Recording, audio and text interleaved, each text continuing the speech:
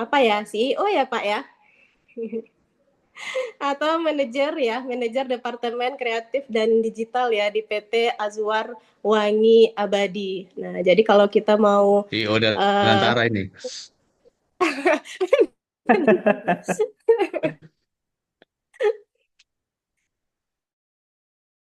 parfum Pak, parfum. Iya, Alhamdulillahirabbil alamin. Uh, Pak Irfan juga sebagai co-founder di Info iya, Sumbar ya Pak ya. Kemudian digital manager pada Haluan Media Group, juga digital strategi pada Katalis Lab Digital Agency. Nah, ini sudah insya Allah sudah sangat banyak pengalaman sekali seperti yang disampaikan oleh Ketua LPPM tadi, Prof. Marzuki. Jadi Bapak Ibu kalau misalnya nanti ada pertanyaan unik-unik terkait ini untuk pada saat ini kita bahasnya tentang desain industri, tentang kemasan, tentang labeling juga.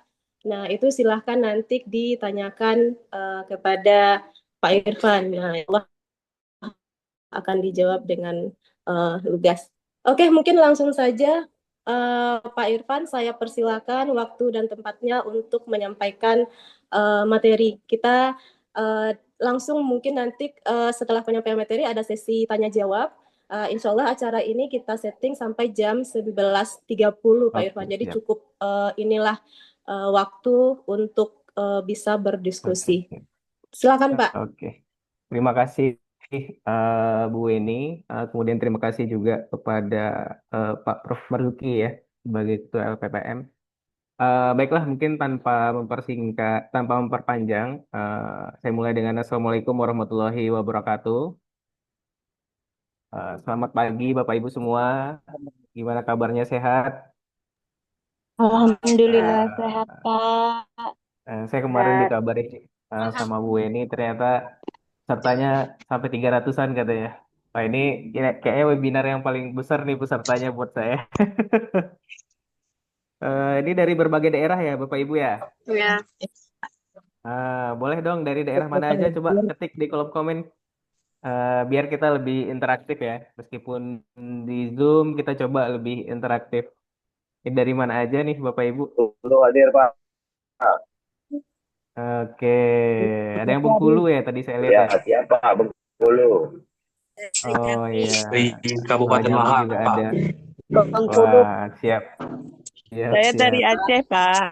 Wah, Aceh. Iya, Salam Pak. buat warga Aceh ya Bapak Ibu. Ya. Padang Hadir dari Panjang Batu hadir, Raja. Pak. Wah, siap. Batu Oke, Raja hadir. oke. Agam hadir. Hmm, Bengkulu hadir. Mantap. Padang Lebong. Panjang hadir. Oke. Oke Bapak Ibu, kayaknya rame ya Rujak dari Padang Lebong Panjang, hadir. Bengkulu, Agam ada semua ya. Taman Assalamualaikum Barat Pak Pak hadir. Emen. Perkenalkan saya dari Lubuk Baso. Saya sudah pernah Ke timur menekuni masuk latihan ke di sekolah timur. saya Sakura. Selamat Oke, siap. Oke, di Dulu. kolom komen aja ya Bapak Ibu ya. Di kolom komen Nah, aja ya kita di Bapak kolom Ibu komen ya. aja. Kita di kolom komen aja. Oke, sebelum saya mulai, saya Sebelum ucapkan saya lagi mulai, terima kasih buat saya LPPM ucapkan lagi Unan yang terima udah kasih buat memberikan LPPM kesempatan Unan untuk yang udah memberikan kesempatan sesi untuk sharing kali ini. sesi sharing Ini kali ini. Saya diminta sama Bu diminta Weni sama Bu Weni tentang tentang packaging ya, packaging ya. packaging dan desain Packaging dan kemasan. desain kemasan. Maaf, Pak, izin Kemudian suaranya terima dari kasih. tadi. Kemudian terima kasih. Kenapa suaranya Ibu? Kenapa suaranya? Suaranya putus-putus. Gigi lagi. Halo, testing. Halo, testing. Sore dubbing sepertinya apa ya, Man? Oh, Dengan dubbing dia. ya. Bentar.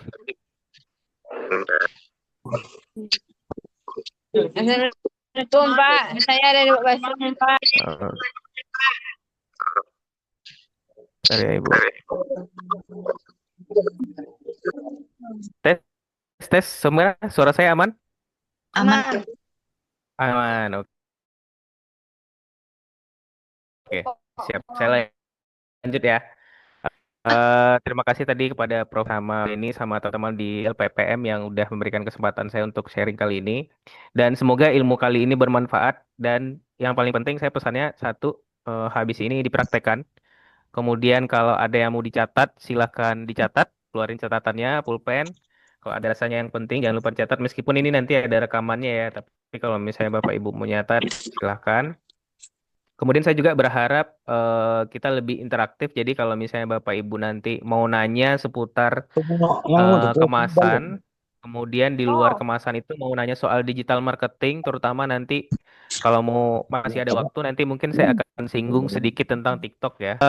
Saya akan mulai dengan perkenalan diri dulu. Jadi kalau nama saya sebenarnya yang resmi dicatat negara Bapak Ibu itu Muhammad Irfan gitu ya, yang dikenalin tadi sama Bu Eni sama Prof. Marzuki ya. Tapi kalau nama panggilan saya teman-teman manggil saya dengan nama Emen gitu ya.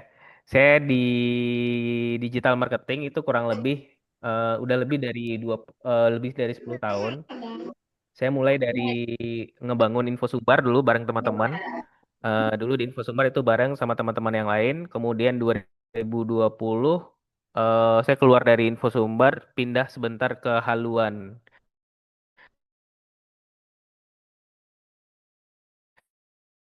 di Azwas Wangi Abadi. Atau kalau teman-teman di Sumbar, Jambi, Riau, biasanya Azwa dan Azwars Parfum ya. Nah, kalau Bapak Ibu ada yang tahu Azwars Parfum atau di Jambi itu ada Azwars juga atau Azwa kalau di Riau, kalau di Padang juga. Kemudian kita punya satu brand lagi sekarang namanya Azwari. Nah, saya di PT Azwas Wangi Abadi itu sebagai Creative Marketing Manager. Jadi saya tugasnya lebih ke digital marketing juga sebenarnya, nyangkut juga desain dan lain sebagainya yang berhubungan dengan aspek digital lah. Nah, itu posisi saya di Azos Wangi Abadi. Kemudian kita juga di Azos udah punya pabrik sendiri, jadi makanya kita udah mulai bangun sistem gitu ya. Kita udah punya pabrik sendiri, jadi kalau misalnya nanti Bapak Ibu dari LPPM mungkin mau kunjungan industri ke sini, kita bersedia, kita luangkan waktunya nanti, kita sambut nanti kalau misalnya mau eh, untuk UMKM ya standar industrinya gimana ngurus BPOM gitu ya. Gimana mulai ngebangun pabrik kecil-kecilan gitu ya. Nah, itu kita udah nanti. Sedikit perkenalan diri ya, biar kita lebih kenal satu sama lain. Jadi nanti Bapak Ibu silahkan panggil aja saya Emen. Kemudian nanti kalau ada pertanyaan silahkan bertanya. Oke. Saya akan mulai dengan kenapa sih kemasan itu penting banget. Nah, kemasan itu Bapak Ibu adalah salah satu pintu masuk sebenarnya dari produk kita, pintu masuk atau gerbang utama kepada si calon konsumen gitu. Jadi calon konsumen kita sebelum memutuskan membeli produk kita, itu dia lihatnya dari packagingnya dulu atau dari kemasannya dulu gitu. Apakah sebuah produk kita jual misalnya di minimarket atau misalnya di tempat oleh-oleh atau misalnya di toko kita sendiri gitu ya, atau misalnya dari online gitu ya, yang menjadi titik awalnya orang mau, apakah dia akan check out, apakah dia akan bawa itu ke kasir, apakah dia akan bayar, itu titik utamanya adalah desain packagingnya dulu gitu, atau desain kemasannya dulu gitu. Nah, jadi titik awalnya itu. Jadi kalau tanpa kemasan yang menarik, itu susah buat konsumen untuk memilih produk kita. Dia akan cenderung memilih produk kompetitor atau produk sejenis yang secara tampilannya lebih menarik gitu. Kalau kita bisa ibaratkan kemasan atau packaging ini kalau di kehidupan sehari-hari atau di personal itu sama kayak baju gitu. Atau penampilan kita gitu. Kalau saya pengen deketin cewek misalnya, yang jadi titik utamanya ya penampilannya dulu gitu. Nah, sebelum dia milih saya gitu, dia akan lihat penampilan dulu. Makanya kalau ada pepatah kan dari mata turun ke hati ya. Makanya di sini saya bilang kalau misalnya untuk produk itu dari mata lanjut ke check out gitu. Jadi penampilan itu sangat menentukan apakah produk kita itu nantinya dibawa ke kasir dan dibayar atau justru malah cuma ditaruh atau dilewatin orang aja gitu. Jadi sepenting itu gitu. Nah, ini saya punya satu produk, contoh produk. Ini real produk, brandnya ada di Bali, namanya Jinjo. Dia jual bubur kacang hijau dan bubur ketan hitam. Ya, ini makanan biasa lah gitu. Tapi packagingnya seperti Bapak Ibu lihat di gambar atau di foto, fotonya bisa terlihat seperti itu. Dari foto yang terlihat, saya pengen tanya dulu, nanti jawabnya di kolom komentar ya. Nggak usah pakai suara, tapi di komen aja, di kolom komen aja. Kira-kira dari tampilan yang seperti itu, menurut Bapak Ibu, harganya berapa? Coba di kolom komen. 30.000, 10.000. Kira berapa? Belum ada yang benar nih. 15, 25, 20, 15, 75. Wah, 75. 75 ketinggian itu kayaknya. 25.000, 18.000. Kan dia tuh mau tempat. Oke, Mama oke. nih tadi mau ngobrol, Mas. Mau ngobrol. Oke, 7.000, 35, 20, 8.000, 45. Nah, tadi ada satu yang benar. Terima kasih Bapak Ibu udah bantu jawab. Nah, ini harganya 18 sampai 24.000. Jadi yang 18.000 itu bubur kacang hijau, yang 24.000 itu bubur ketan hitam. Nah, dia produknya juga dimodifikasi, jadi dia nggak kasih santan. Kalau yang biasa kan bubur ketan hitam itu dikasih santan. Nah, ini dia modifikasi dengan menambahkan susu rendah lemak gitu. Jadi ini adalah sarapan sehat gitu. Nah, dijual 18.000 sampai 24.000 dan booth pertama kali, toko offline pertama kali mereka itu ada di mall. Nah, gitu. Nah, padahal ini sama sebenarnya dengan produk bubur kacang hijau yang tradisional gitu. Nah, sama tuh dengan yang di sebelah kanan, yang di gambar yang saya tampilin. Ini familiar nggak kita dengan bubur kacang hijau yang kayak gini? Familiar pasti ya. Ini banyak di warung-warung gitu ya, di warung-warung kecil. Harganya biasanya berapa kalau yang cup kemasan ini? Kira-kira di tempat Bapak Ibu ini berapa biasanya harganya? 5.000 ya, 3.000 atau 5.000 gitu ya. Nah, itu udah paling mahal banget tuh 5.000 gitu biasanya. Cupnya sederhana, transparan seperti ini. Tapi bandingin sama produk yang si Jinjo yang di Bali ini, yang di sebelah kiri. Dengan produk yang sama, sama-sama bubur kacang hijau gitu ya, sama-sama bubur ketan hitam gitu, dia bisa naikin nilai produknya jadi sampai 18.000 atau 24.000.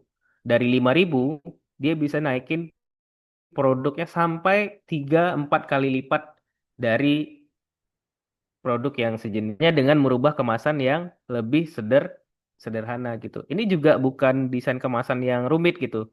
Dia hanya menambahkan label stiker warna hijau yang jadi ciri khas gitu. Dia bisa naikin nilai produknya berkali lipat dari produk asalnya yang bubur kacang hijau gitu.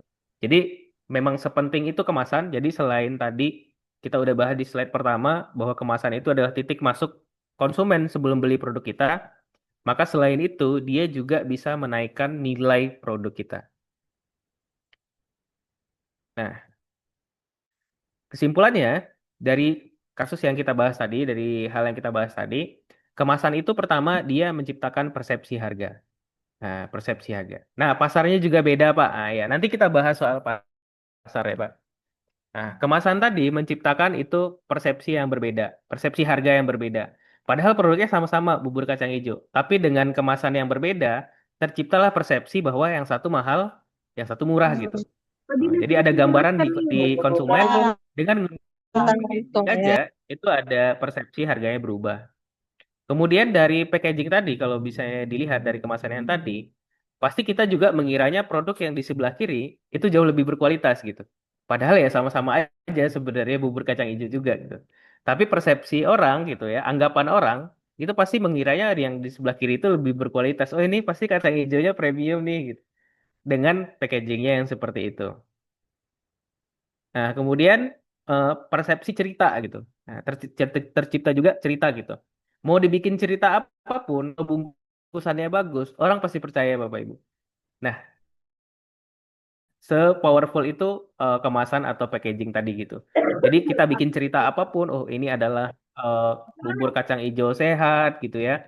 Bubur kacang hijau rendah kalori gitu ya. Cerita apapun dibikin, kalau packagingnya atau kemasannya mendukung, orang akan percaya gitu. Jadi kemasan itu Kesimpulannya, kemasan itu adalah bagian dari proses branding. Nah, ini nggak bisa dilepasin. Nanti kita akan singgung sedikit tentang branding. Bagian dari proses branding yang membantu menciptakan persepsi di pikiran pelanggan gitu. Nah, gitu ya. Boleh Pak, nanti kita ada PPT-nya, nanti saya share ke Bu Weni ya. Nanti Bu Weni mungkin bisa share nanti ke Bapak Ibu ya. Nanti tinggal diminta aja PDF-nya. Nah, kita lanjut ya. Eh kemasan, nah ini ya. Pada dasarnya fungsi utamanya ya, fungsi utama kemasan itu adalah kalau produk Bapak Ibu dijual di retail gitu ya, atau di toko yang kayak supermarket, minimarket, atau toko oleh-oleh gitu ya. Itu fungsi utamanya adalah eh, agar produk kita itu eh, segera dipilih oleh calon konsumen. Karena ketika calon konsumen masuk ke tempat yang banyak produknya gitu ya, banyak pilihan produk, dia hanya punya waktu 3 detik untuk memutuskan produk mana yang akan diambil atau dibeli. Ya, jadi sesingkat itu. Jadi orang tuh nggak punya waktu untuk berlama-lama memilih gitu ya. Makanya packaging itu atau kemasan itu sangat vital perannya. Nah, ini saya ada cerita tentang susu SGM. Ini ceritanya dari mantan CEO-nya, namanya Pak Budi Isman. Pak Budi Isman pernah di Coca-Cola juga, pernah di SGM juga atau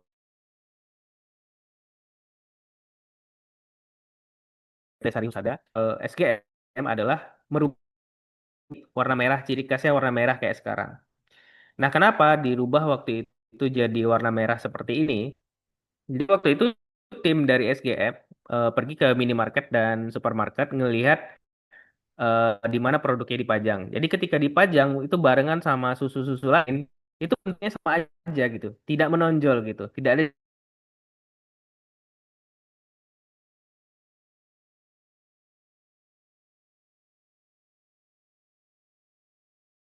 pasar itu ada demografi namanya, demografik, kemudian ada psikografik, itu kepribadiannya, kemudian ada behavior atau kebiasaannya. Nah, di demografik itu ada usia, jenis kelamin, pendidikan, kemudian tingkat ekonomi, ya, kemudian pekerjaan dan lokasi tempat tinggalnya. Tempat tinggal si calon konsumennya, ya. Nah, contoh ini si bisnis coffee shopnya, dia jual produknya ke orang yang usia 20 sampai 45 tahun, ya. Kemudian dia jual jual produknya ke laki-laki dan perempuan. Kemudian dia jual produknya ke orang usia 20 sampai 45, laki-laki dan perempuan yang berpendidikan tinggi. Nah, jadi coffee shopnya ini di kota nih biasanya gitu ya. Kemudian dia jual kopinya ke usia 20 sampai 45, laki-laki dan ke perempuan berpendidikan tinggi dan ekonominya menengah ke atas. Nah, harganya pasti lebih mahal gitu ya. Kemudian dia jual produknya ke 20 sampai 45, laki-laki dan perempuan berpendidikan tinggi, ekonominya menengah ke atas yang pekerjaannya adalah profesional dan wirausaha. Jadi tidak semua juga, tidak semua 20-45, tidak semua laki-laki dan perempuan 20-45 gitu ya. Nah, kemudian mereka semua tinggal di kota. Jadi si coffee shopnya kalau buka cabang, dia hanya buka cabang di kota-kota gitu. Dia nggak akan buka cabang tuh sampai ke desa-desa, kecamatan, dia nggak buka cabang. Dia hanya di pusat kota. Kemudian dia jual kopinya kepada orang yang seperti apa? Nah, kalau di sini dia jual kopinya kepada orang yang aktif, supel, kemudian pekerja keras ya. Jadi orang-orang yang memang kerja gitu ya. Kemudian lagi dia jual kopinya ke orang yang gaya hidupnya seperti apa. Nah, dia jual kopinya kepada orang yang gaul, suka bersosialisasi, narsis dan berjiwa muda gitu. Jadi tidak ke semua orang dia dia jual nih gitu. Kemudian kebiasaannya dia jual kopi ini kepada orang yang kebiasaannya seperti apa. Nah, suka meeting, suka sosialisasi, atau suka bekerja di kafe gitu ya, suka baca buku,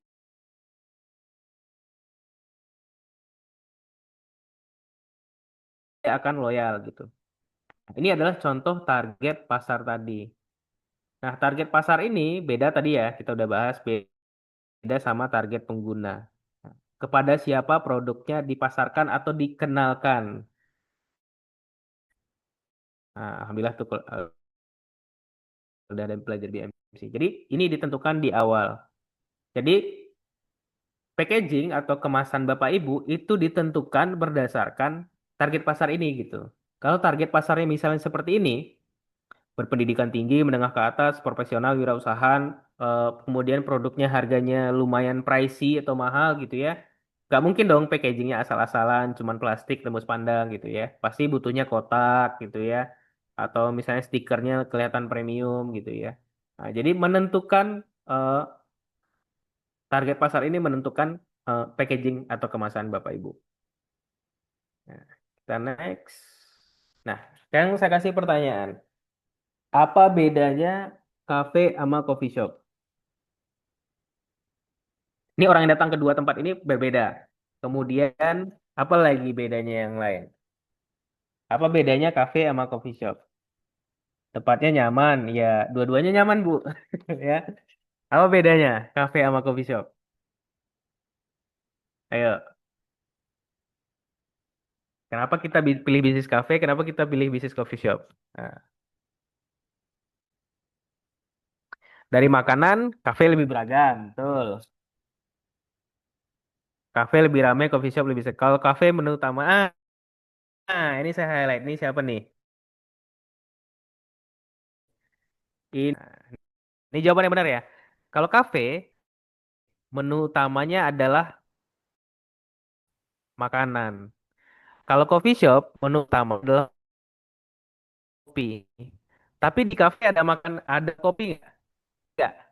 Tetap ada juga gitu. Tapi yang ditonjolkan berbeda. Karena target pasarnya atau target marketnya tadi beda. Yang satu memang nyari makanan, yang satu memang nyari kopi tempat santai gitu. Punya kopi, coffee shop punya makanan, tapi yang ditonjolkan bukan itunya gitu. Ya. Kalau Nah, saya kasih lagi nih pertanyaannya. Kira-kira apa bedanya orang yang ke gunung sama ke pantai? Nah, ayo, apa bedanya? Yang ke gunung sama ke pantai apa bedanya? Gunung hutan, pantai ombak. Iya, Pak. Siap, Kak. Nice info.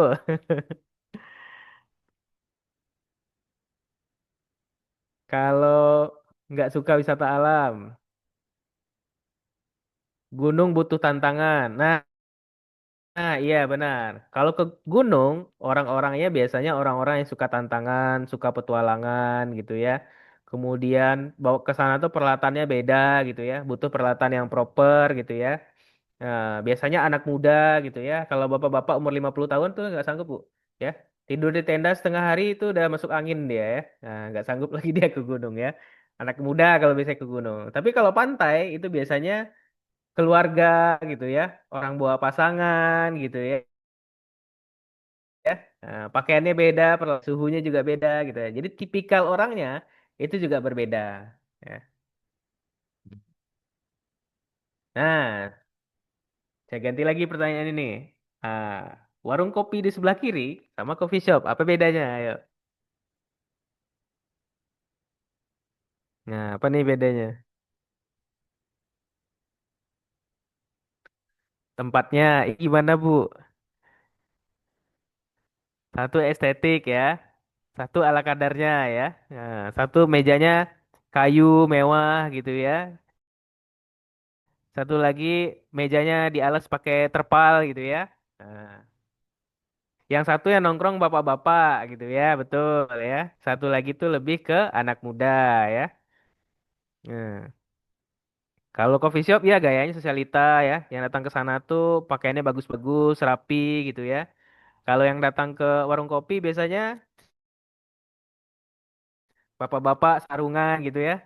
Nah, ya mulai dari 3.000, 5.000 ya. Kalau coffee shop harganya bisa sampai 18.000, 20.000 gitu ya. Nah, menyajikan kopinya juga beda. Coffee shop lebih mahal, betul ya. Nah, bapak-bapak sarungan berbagi penderitaan ya. Kalau ke coffee shop anak-anak muda nongkrong ya, berbagi cerita gitu ya. Iya metode pembayarannya juga beda ya. Kalau di coffee shop dia bisa kris ya. Kalau di warung kopi dia pakai buku catatan dosa ya. Nah, catat sendiri gitu ya.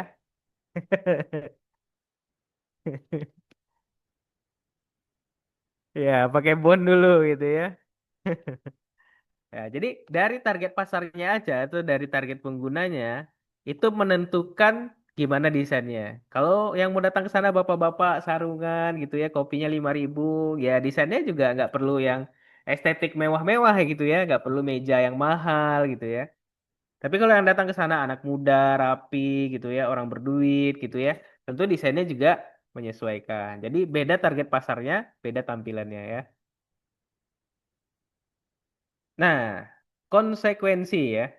Nah, ini di UMKM ini banyak Bapak Ibu ya. Pak, saya eh, maunya target marketnya menengah ke atas gitu. Ini banyak nih biasanya karena lihat duitnya ya. Nah, ini biasanya jebakan ya. Atau karena belum belajar tentang target market. Nah, Bapak Ibu itu tidak harus selalu menargetkan di awal ya, di awal ketika kita masih di level UMKM, ketika kita masih omsetnya masih kecil, itu jangan langsung main fokus ke target menengah ke atas. Kenapa? Karena ada konsekuensi yang harus ditanggung ketika Bapak Ibu memutuskan untuk menargetkan kelas menengah ke atas sebagai konsumen. Konsekuensi pertama apa? Bapak Ibu harus bikin packaging yang bagus dan itu harganya mahal, ya. Kemudian ada konsekuensi lain karena orang kalau target menengah ke atas dia udah bayar harga produk dengan lebih mahal, maka semuanya dia harus ngerasa itu worth it dibayar dengan harga segitu. Dia harus ngerasa bahwa semua hal dari produk kita harus layak dibayar segitu. Mulai dari rasanya, dari bentuknya, dari kemasannya, itu harus layak dibayar segitu. Kemudian konsekuensi harga. Bapak Ibu tidak bisa mengklaim atau menargetkan kelas menengah ke atas kalau misalnya menetapkan harganya masih di harga terjangkau. Saya harganya terjangkau Pak, tapi untuk menengah ke atas nggak bisa gitu. Secara alamiahnya itu sudah tidak bisa gitu. Nah, jadi secara alamiahnya itu memang kalau misalnya kita main di produk menengah ke atas, harga juga menentukan persepsi orang tentang produk kita. Kita bilangnya mau menengah ke atas, tapi kita produknya harganya murah. Orang menengah ke atasnya tidak percaya sama produk kita, gitu. Nah, kita misalnya cuman pakai gelas gitu jual air putih. Kita bilang ini air putih yang berkhasiat loh Pak, harganya 70.000, harganya 5.000 aja gitu. Orang nggak percaya, tapi dibungkus di packaging dengan botol kaca, bilangnya berkhasiat gitu, jualnya 70.000. Nah orang jadi percaya, gitu. Nah, betul, jadi turun level orang yang menengah ke atasnya ketika dia ngelihat harga produk yang murah gitu.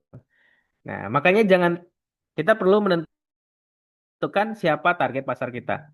Di awal itu biasanya kita UMKM itu butuhnya omsetnya dulu. Omsetnya dulu mau dikejar, penjualannya dulu. Boleh nggak nanti suatu saat kita bermain di kelas gitu. Nah, brand-brand yang besar yang ada sekarang ya ke bawah juga gitu. Yang penting ada duitnya dulu, ngumpulin duit dulu gitu. Tapi sometime atau nextnya baru mereka kalau udah ada duitnya mereka masuk ke market yang menengah ke atas. Kemudian konsekuensi lainnya kelas menengah ke atas itu banyak kelas menengah ke bawah, apalagi di Indonesia gitu. Nah,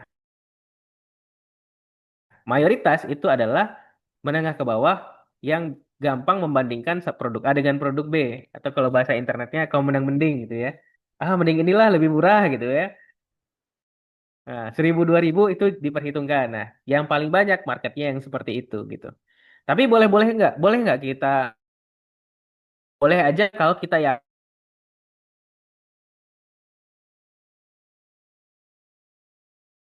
budget pas-pasan jiwa sosialita.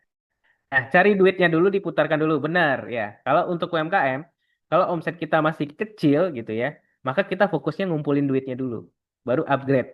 Nah, baru upgrade. Nah, jadi kalau di UMKM itu strateginya nanti ada di terakhir ya. Strateginya itu pelan-pelan gitu, bukan langsung semuanya, bukan langsung bagus gitu, langsung semuanya bagus gitu. Tapi pelan-pelan kita harus milih mana nih harus kita upgrade dulu, mana yang harus kita improve dulu. Itu kita milih gitu. Gak bisa langsung semuanya gitu. Nah, nah, untuk UMKM gimana? Kita ini untuk UMKM ya. Saya back dulu. Nah ini ya konsekuensi lain ya, saya belum selesai ternyata.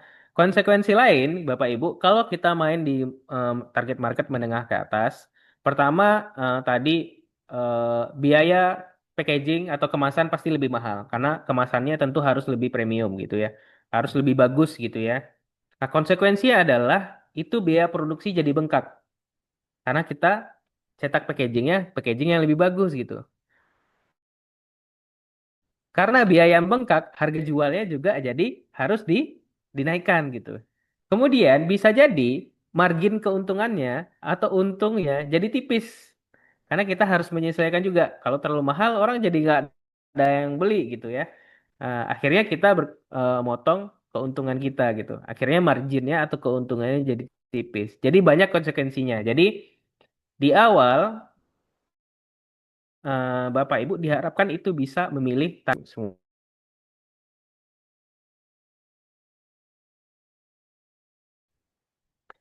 Saya sampaikan. Coba ketik satu kalau paham. Kalau paham coba ketik satu. Jasa jahe cocoknya kayak gimana? Oke, nanti kita jawab ya Bapak Ibu ya. Yang punya pertanyaan disimpan dulu nanti siapin ya. Oke, paham semua ya. Nah, kalau sudah paham, nah saya biasanya selalu interaktif atau selalu ngasih latihan. Nah, kalau Bapak Ibu sudah paham, sekarang saya pengen Bapak Ibu ngebikin target market itu berdasarkan produknya masing-masing. Jadi bikin nama, kemudian produknya apa, kemudian target marketnya seperti apa. Ini ada demografi ya, ada usia, ada jenis kelamin, pendidikan, kelas ekonomi, pekerjaan, dan lokasi tempat tinggal ya. Nah, silahkan disesuaikan minimal yang paling atas saja dulu Bapak Ibu. Ya, yang paling atas saja dulu yaitu demografi.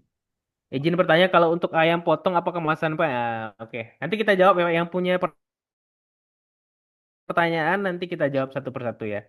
Nah, sekarang saya pengen ke latihan dulu. Bapak Ibu silahkan bikin target market atau target pasar dari produknya masing-masing. Ya, produknya dijual ke orang usia berapa, jenis kelaminnya apa, pendidikannya gimana, tingkat ekonominya gimana, pekerjaannya apa, dan lokasinya gimana di mana gitu. Nah, silahkan diisi dulu ya. Silahkan diisi dulu, dibikin dulu ya. Saya kasih waktu sekitar 5 menit ya.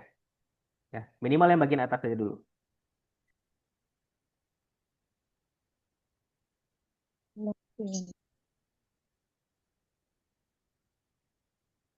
Saya izin sebentar ke toilet ya. Jadi silahkan diisi dulu ya Bapak Ibu ya. Saya tunggu.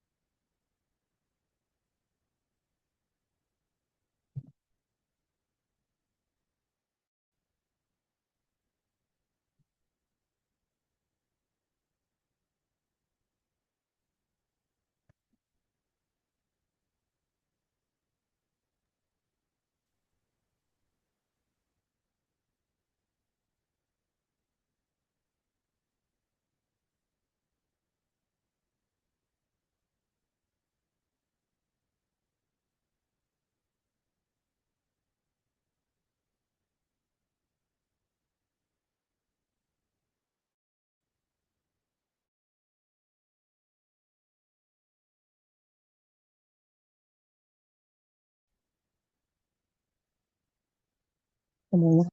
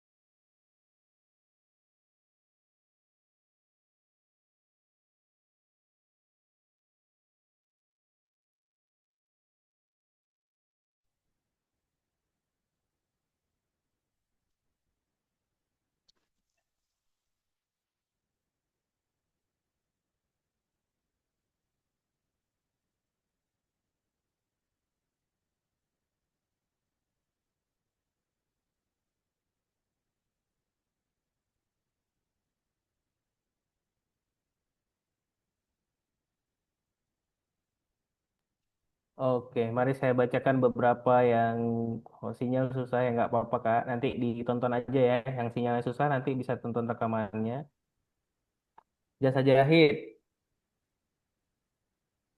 Oke, berarti target marketnya spesifik ke sekolah. Oke, ini udah mantap. TKMP peternakan kambing. Nah, ini siapa? Ini siapa bapaknya? Ada orangnya? Boleh mana?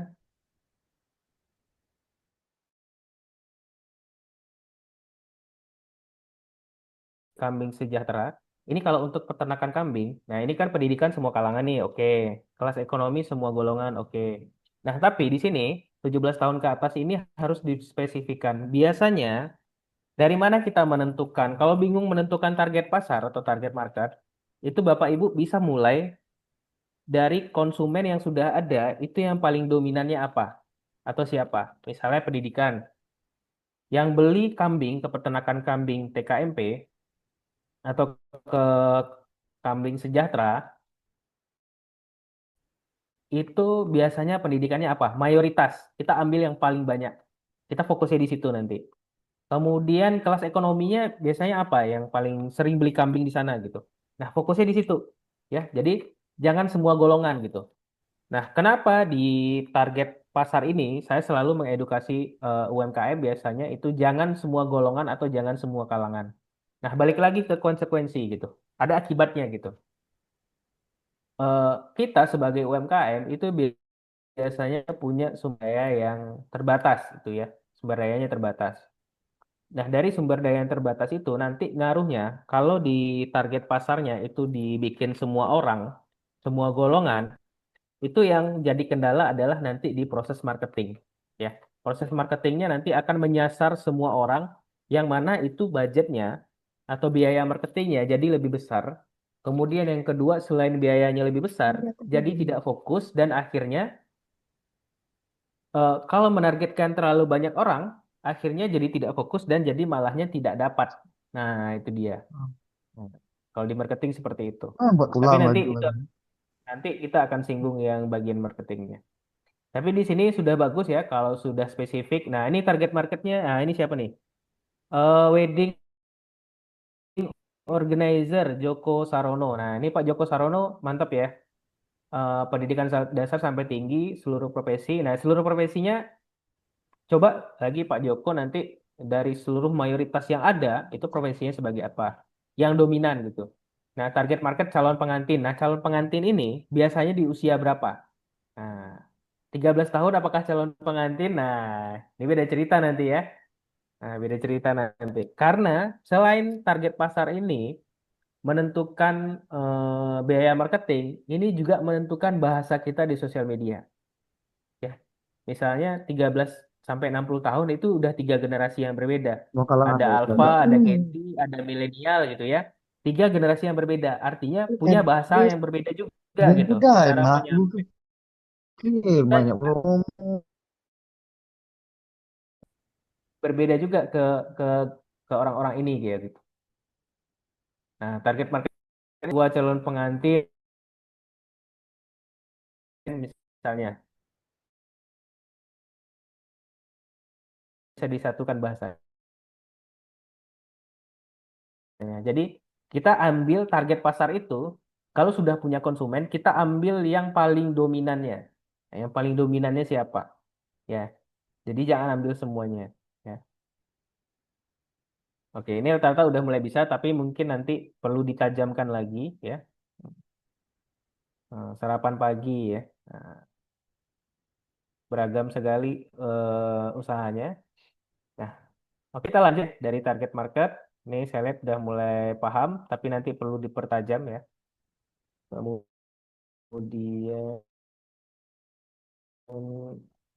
nah, bagaimana dengan kemasan untuk UMKM ya? Karena UMKM itu kita tadi bicara ada target pasar, kemudian kita bisa bikin kemasan yang lebih bagus. Itu kita bicara dalam kondisi ideal. Nah, seringkali itu UMKM itu kita tidak berada dalam kondisi ideal. Ya, tidak ideal gimana? Budgetnya terbatas, karyawan tidak punya gitu ya. Rata-rata CEO semua ya Bapak Ibu ya. Chief Everything Officer ya. Masak iya, bikin iya, produksi iya, packaging iya gitu ya. Yang mesen bahan iya gitu ya. Marketing iya juga gitu ya. Nah, jadi semuanya gitu ya dihandle gitu. Resource terbatas, budget terbatas gitu ya. Nah, gimana strateginya kita bikin kemasan untuk UMKM gitu. Nah, yang pertama kalau untuk UMKM itu kemasannya harus mendahulukan fungsinya dulu. Jadi fungsi yang utama, bukan estetika ya.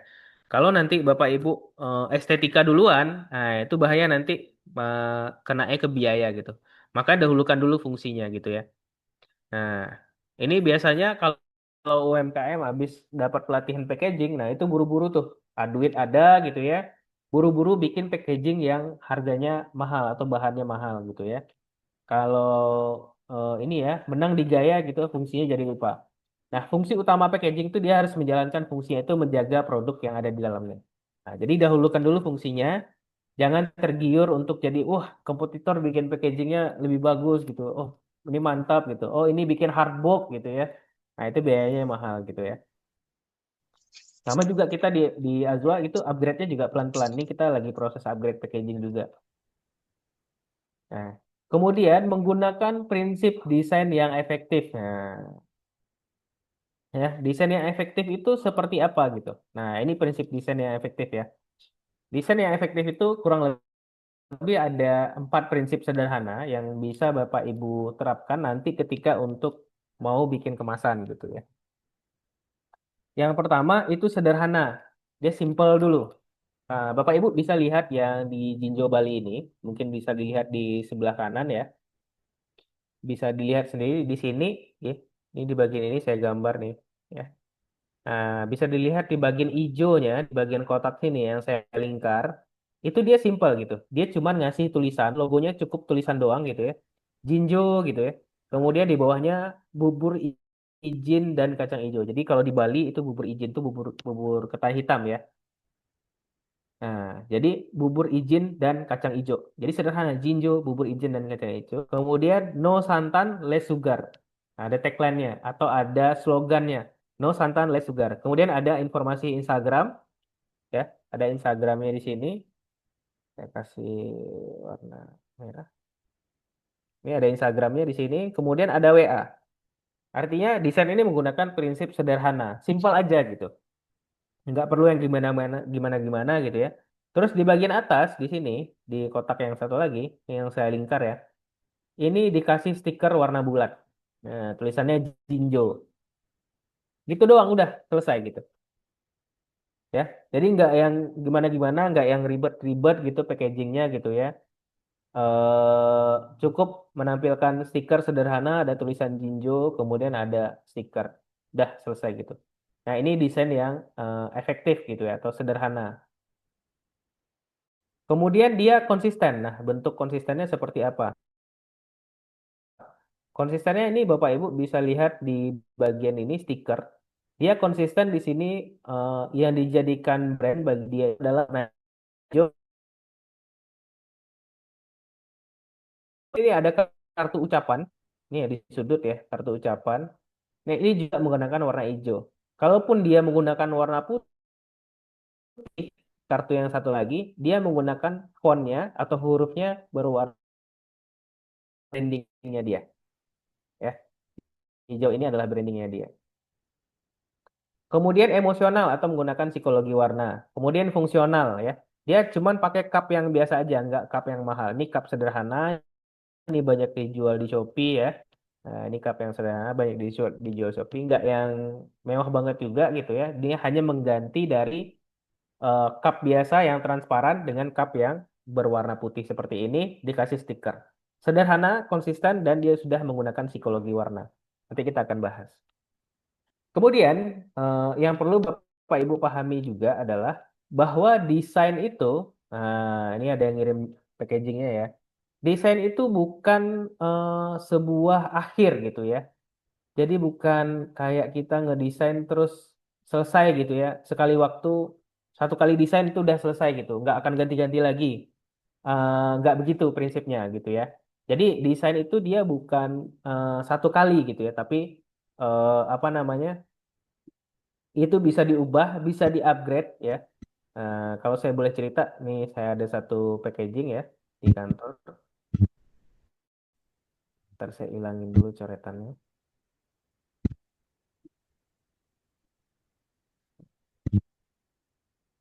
Biar lebih ini.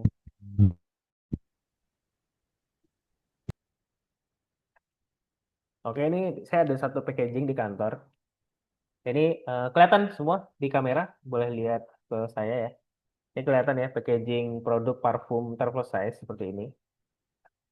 Saya hilangin background saya dulu kali ya. Hmm.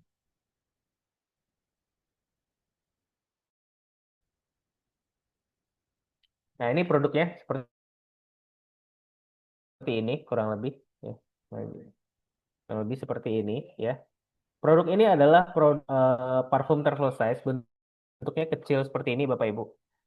Nah, dulu ini di store ketika saya pertama kali join ke kantor yang sekarang ke Azwas, ini produk ini dulu disebutnya tester ya. Ini disebutnya dulu tester. Bentuknya kecil seperti ini kurang lebih 5 mili. Nah, dia nggak kelihatan ya karena ngeblur ya. Nah, ini. Produknya kecil seperti ini, botolnya kecil, kurang lebih ini 5 mili. Nah, ini dulu disebutnya tester. Jadi karena kesan tester, orang mengira ini gratisan dan tidak ada nilai gitu ya.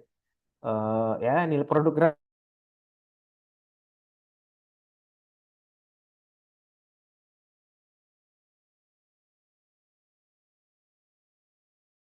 bungkus pakai plastik aja. Jadi dimasukin plastik yang ada lemnya itu, plastik yang buka lemnya terus ditutupin terus dikasih stiker kecil gitu dalam plastik. Jadi plastik doang gitu.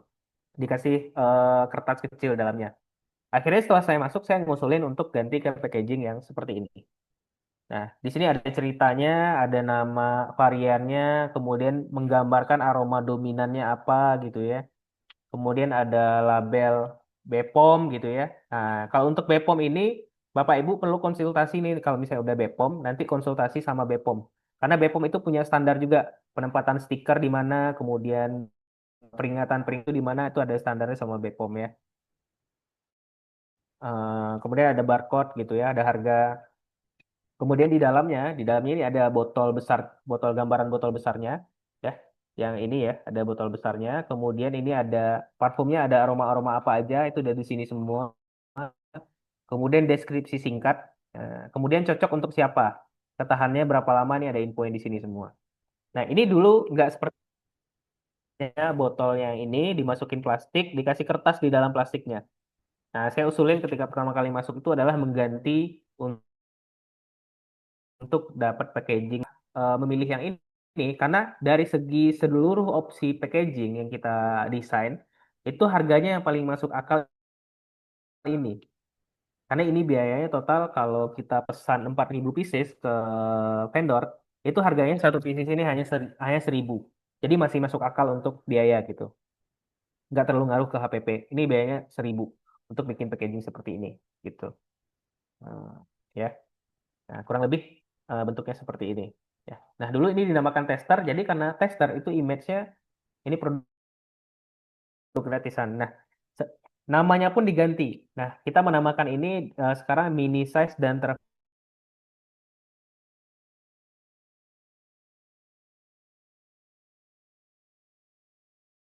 yang travel size yang kecil ini bisa dijual, tapi hanya di marketplace dan hanya varian tertentu. Nah, itu salah satu cerita upgrade kita. Jadi packaging itu bukan titik akhir Bapak Ibu. Jadi dia mesti terus di-upgrade tergantung nanti misalnya tren desain berubah atau target pasarnya ternyata berubah atau kebiasaan konsumennya juga berubah gitu. Misalnya sekarang kita lagi upgrade packaging. Packaging yang kita sekarang itu packaging yang polos warna biru. Kita lagi mau upgrade karena target market kita Gen Z itu biasanya lebih cenderung suka yang packaging yang colorful, yang playful gitu, yang berwarna gitu ya, yang cakep gitu. Meskipun produknya nanti ya biasa-biasa aja, tapi mereka tuh beli pertama tuh gara-gara packagingnya. Itu Gen Z itu dia orangnya generasinya sangat visual gitu ya. Belinya tuh karena packagingnya lucu gitu. Botolnya lucu gitu. Nah, kita upgrade, kita lagi proses upgrade packaging sama botol sekarang. Karena itu tadi, karena target marketnya atau target pasarnya itu berubah kebiasaannya gitu. Jadi eh, apa namanya? Ini bukan target akhir atau bukan ini sebuah akhir. Jadi packaging itu masih bisa diubah. Bahkan logo pun boleh diubah jika suatu saat nanti tidak relevan lagi. Gitu. Boleh. Nah, kemudian yang kedua tadi desainnya sederhana. Kemudian UMKM itu juga perlu menyesuaikan desain itu, desain kemasannya itu mempertimbangkan biaya. Karena jangan sampai nanti bikin kemasan terlalu mahal, malah berpengaruh ke HPP, malah pengaruh ke harga jual atau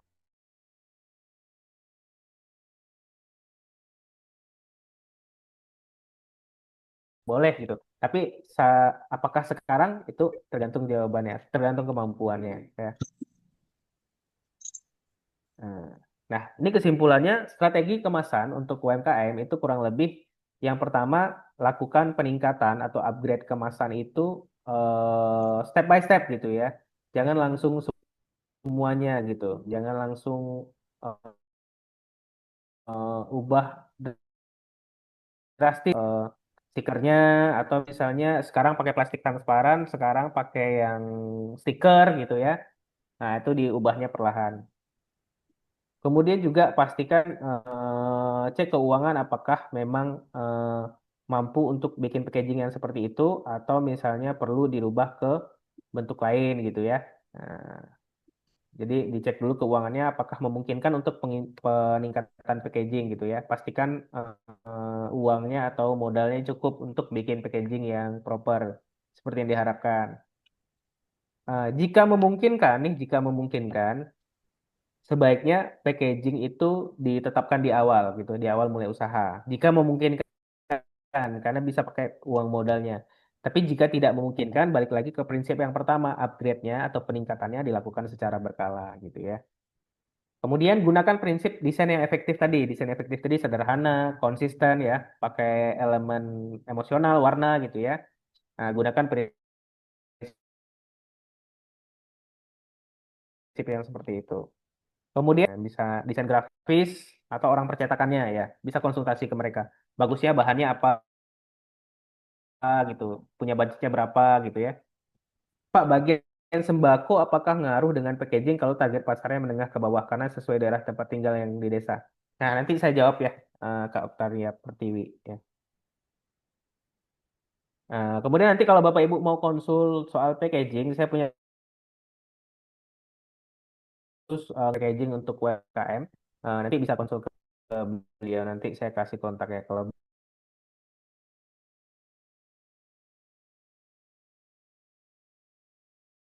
brand ya, warna dan psikologi brand ya. Jadi brand itu warna-warna yang dipilih brand itu juga menentukan psikologinya seperti apa gitu ya.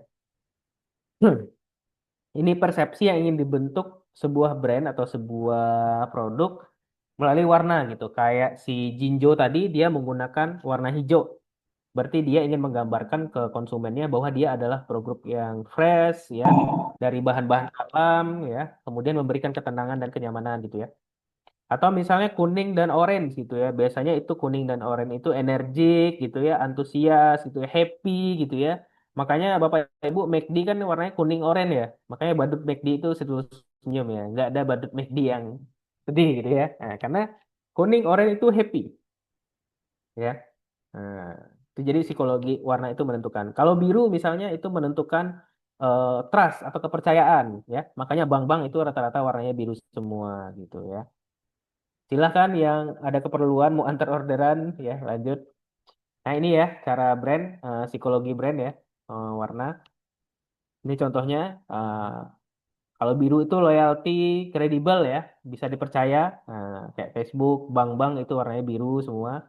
Kemudian ini fresh ya, hijau, healthy, sehat. Nah, nyambung kan sama si Jinjo tadi. Dia adalah sarapan sehat gitu ya. Makanya dia di situ warnanya hijau gitu ya. Nah, nah. Nah, sekarang sesi terakhir, saya ingin bedah kemasan. Nah, dari yang udah saya sampaikan, kita bedah si Jinjo Bali tadi. Ini dari yang sini nyampe ya, persepsinya produknya premium gitu. Meskipun yang dijual adalah bubur kacang hijau gitu lah, atau bubur ketan hitam ya. Nyampe persepsi produknya premium dengan packaging seperti ini. Kemudian dengan packaging seperti ini, dia juga meningkatkan nilai produknya. Nah, produknya jadi meningkat nilainya. Dari yang tadinya dijual seharga 5.000 kalau pakai cup yang transparan, sekarang Gio dia jual produk yang harganya 18 sampai 24.000 gitu. Kemudian persepsi sebagai produk yang clean dan bersih, sehat gitu. Nah, nyampe juga dia menggunakan warna hijau sudah sesuai sama prinsip warna desain tadi gitu. Kemudian desainnya sederhana, simple gitu ya. Dia menggunakan prinsip sederhana aja, stiker warna hijau dengan informasi yang secukupnya, yang tidak terlalu ramai. Ada nama brand gitu ya, ada nama brand, kemudian ada tulisan sederhana gitu ya. Nah, dia cukup seperti itu aja. Kemudian satu tipe font ya, fontnya nggak aneh-aneh ya, satu tipe aja ya, nggak ada fontnya nggak terlalu banyak gitu ya. Nah, kalau untuk ayam geprek, bagusnya warna apa, terus desainnya kayak gimana? Nah, pertama ditentukan dulu logonya. Kemudian dari pemilihan logo kuliner, itu biasanya sebaiknya menggunakan warna kuning, orange, nah antara dua itu. Biasanya kalau kuliner yang asin-asin ya, yang kuliner asin-asin biasanya antara dua itu aja. Kuning, oranye, atau kemerah. Dah, tiga itu. Kuning, oranye, merah. Tiga antara tiga itu aja. KFC merah, McD kuning, Hokben kalau nggak salah saya kuning juga gitu ya. Ya, jadi dari situ psikologi kulinernya asin-asin, pedas itu antara merah. Sembako biasanya hijau, hijau ya. Atau coklat juga bisa ya, karena itu menggambarkan hasil bumi ya. Coklat hijau itu biasanya itu. Antara itu aja. Ya, jadi desainnya sederhana, satu tipe font ya. Nah, kemudian di sini lagi dia menggunakan psikologi warna yang hijau yang menggambarkan produknya fresh, dari alam, relax gitu ya. Nah, dia menggunakan persepsinya ini.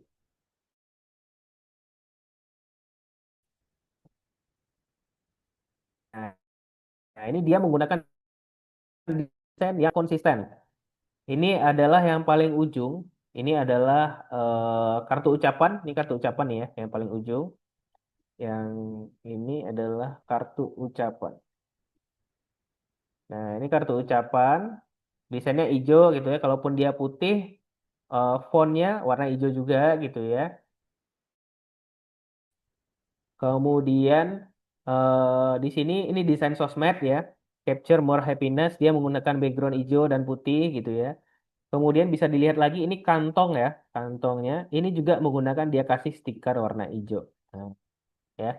Jadi konsisten warna hijaunya itu diterapkan di semua elemen. Bikin kartu ucapan warna hijau, bikin desain sosmed warna hijau, bikin stiker untuk kemasan warna hijau gitu ya.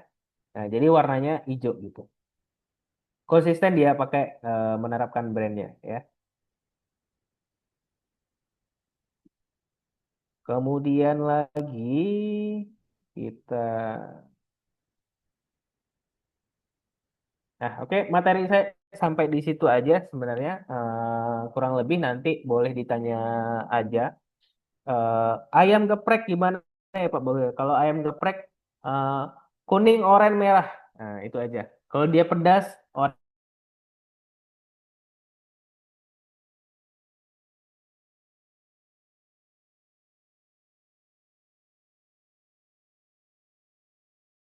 atau ada moderasi dulu ditampung, kita explore di sesi diskusi ya. Bu Weni tadi mana?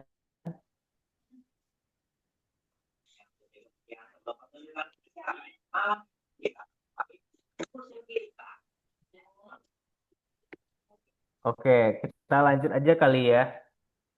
Eh, ini dari Bu Evita Cireng. Nah, cireng. Kalau cireng dia biasanya pedas. Biasanya itu kalau untuk warna, Bu Evita ambil warna pokoknya kuning, oranye, merah. Udah antara itu aja. Kemudian bagaimana dengan mengubah harga jual ketika bahan-bahan di pasar sedang naik? Nah, kalau merubah harga jual, itu kita bisa sesuaikan sambil edukasi konsumen gitu.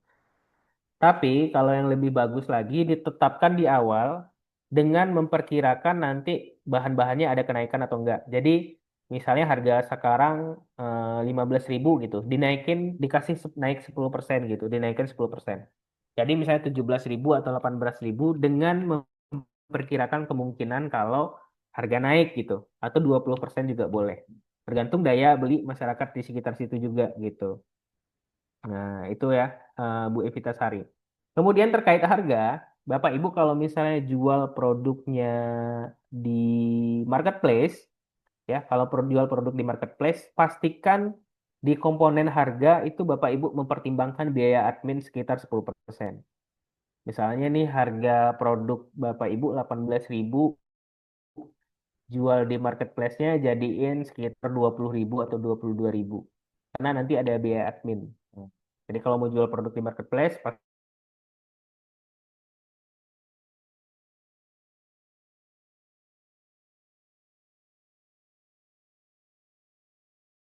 tapi harga tetap terjangkau seperti apa? Nah, jangkau, maka ibu harus memperhitungkan semua biaya.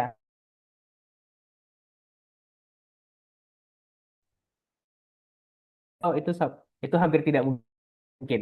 Pasti komponennya lebih mahal. Misalnya packagingnya udah 5.000 gitu ya. Belum lagi nilai jual produknya. Itu sudah tidak mungkin. Kalau misalnya mau menyederhanakan harga yang terjangkau, packagingnya juga harus di.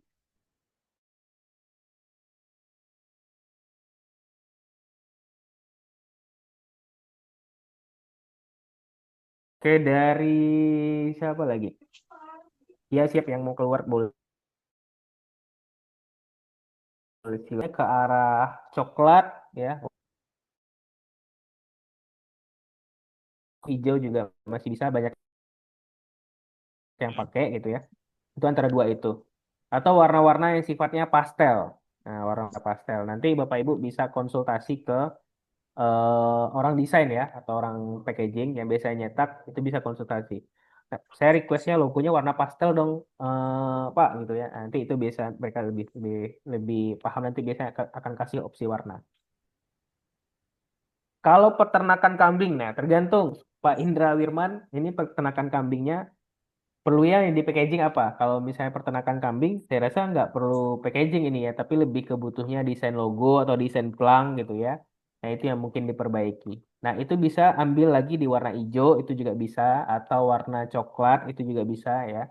Karena itu termasuk hasil bumi ya, hasil alam, itu bisa ya. Kalau lotek dan lontong sayur, nah itu udah sah hijau. Nah, hijau aja itu tuh udah. Atau kalau misalnya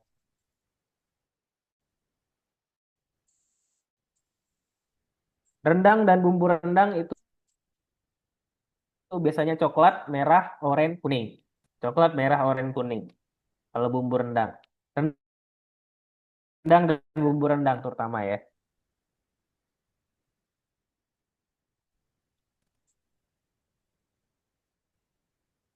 Untuk keripik crispy kuning, oranye, merah. Nah, untuk sewa box seserahan dan jual bucket. Kalau bucket bisa, kalau biasanya bucket ini lebih tertarik itu wanita, itu bisa gunakan warna pink pastel atau ungu juga bisa. Kemudian perpaduan warna gold juga bisa, warna emas ya, itu juga bisa. Yang penting arahkan aja warnanya ke warna-warna pastel. Yang penting itu Bapak Ibu, nggak apa-apa logonya sederhana, bikin di Canva gitu ya. Yang paling penting itu Bapak Ibu boleh kok bikin logo tuh dari Canva gitu atau ambil dari Canva. Yang penting adalah penerapan logonya harus konsisten. Bapak Ibu nanti spanduk ada logonya, sosmed ada logonya, ada warnanya. Nah, yang penting konsistensinya gitu. Konsistensinya yang penting gitu. Nah, bentuk itu nanti bisa di-upgrade seiring Bapak Ibu ada duit. Nah, itu bisa bayar desainer, bisa rekrut desainer gitu ya, jadi tim gitu ya. Itu bisa di-upgrade belakangan gitu ya. Tapi yang penting itu konsisten aja dulu penggunaannya. Digunakan secara konsisten. Kalau es doger bisa warna biru masih bisa, kemudian pink sesuai warna es dogernya juga bisa, Pak, ya. Itu pink, pokoknya warna-warna yang ceria yaitu oranye, kuning. Nah, itu juga bisa. Saya ada pasien di bengkel. Oh, wah, ada pasien di bengkel ini maksudnya gimana, Pak?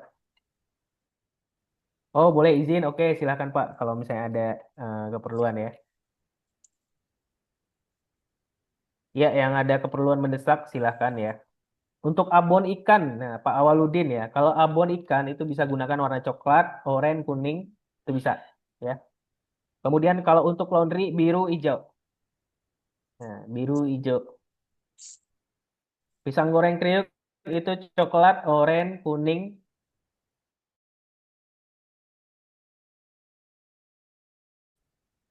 Pertanyaan tadi gimana Pak? Apakah packaging bisa mempengaruhi? Bisa apa nih Bu Yani Pertiwi? Mempengaruhi apa tadi?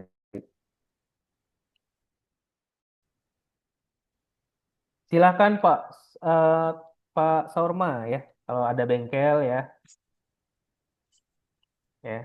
Kemudian Bu kue bawang itu kuning, oranye, ya kuning, oranye, merah, coklat itu boleh ya. Usaha keripik pisang, kue bawang, peye ikan teri. Ah ini mantap. Bu Sumiana ya di Jambi ya. Usahanya banyak ya. Ada keripik pisang, kue bawang, peye kacang, peye ikan teri, stik ubi ungu, kacang kribo. Ini kan produknya ada banyak ya. Produk yang paling laku apa? Di antara semua produk ini yang paling laku apa? Bu Sumiana man. Nah, ini untuk bagian dari branding ya. Untuk bagian dari branding, kita tidak kalau produk kita ada banyak, kita perlu menonjolkan salah satu produk. Mana nih Bu Sumiana?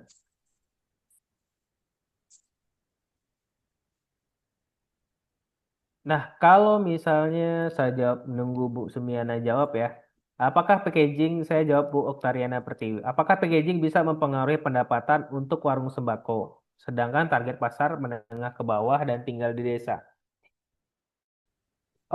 Kalau targetnya menengah ke bawah, kemudian di desa, itu yang lebih penting adalah menanamkan manfaat produknya ketimbang packagingnya. Karena biasanya kalau sembako itu nilai atau produknya dulu, keunggulan produknya dulu. Kalau misalnya orang terasa manfaatnya, misalnya berasnya bagus gitu, atau misalnya sayurannya segar gitu. Nah, produknya dulu yang ditonjolkan, ya. Packaging nanti akan ngikut. Nah, karena biasanya orang orang akan kalau udah dapat produk yang bagus sembako, dia ya dia akan itu terus. Jualan risol dan jajanan pasar itu hijau, oranye, merah ya, kuning. Kalau teh herbal hijau, udah. Kalau herbal udah gunakan warna hijau atau gunakan warna bunga telang. Nah, warna bunga telangnya juga boleh warna ungu ya. Handmade bunga sesuaikan dengan warna bunganya. Bagaimana cara bikin kuah cuka PMP yang enak? Kalau untuk produksi saya angkat tangan Bu. Saya kalau di branding, Digital marketing ya baru. Tapi kalau untuk produksi terutama kuliner bukan keahlian saya. Nanti mungkin bisa di request pelatihannya ke LPPM ya. Hmm. Donat roti itu warna coklat muda ya, coklat muda, warna pink juga bisa, warna-warna pastel itu juga bisa ya. Kuning, oranye juga masih masuk ya.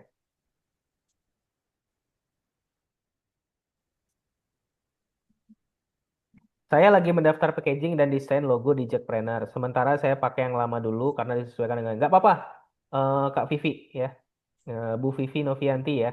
Nggak apa-apa sementara pakai yang lama dulu, dipakai aja yang ada gitu.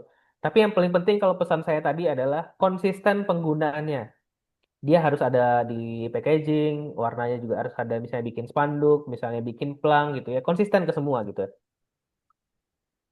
Pelayanan bisa mempengaruhi, sangat mempengaruhi. Nah, pelayanan itu biasanya mempengaruhinya bukan ke orang belinya, tapi mempengaruhi itu ke loyalitas. Karena pelayanan itu akan bikin yang menentukan orang kembali lagi atau enggak. Nah, itu ya. Nah, Pak Waludin, kita bedah nih ininya Pak Waludin ya. Nah, Pak Waludin ini di kolom komen dia jualnya apa namanya? Abon ikan sambal lingkung ya. Ekstra 20%, kemudian harga 35.000. Varian rasa pedas dan original. Saran saya yang pertama Pak Waludin adalah untuk abon ikan sambal lingkung, itu ini fontnya terlalu banyak. Ini ada berapa tipe font ya? Abon ikan beda fontnya. Sambal lingkung beda fontnya.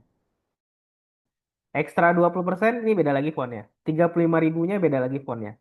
Varian rasanya beda lagi fontnya.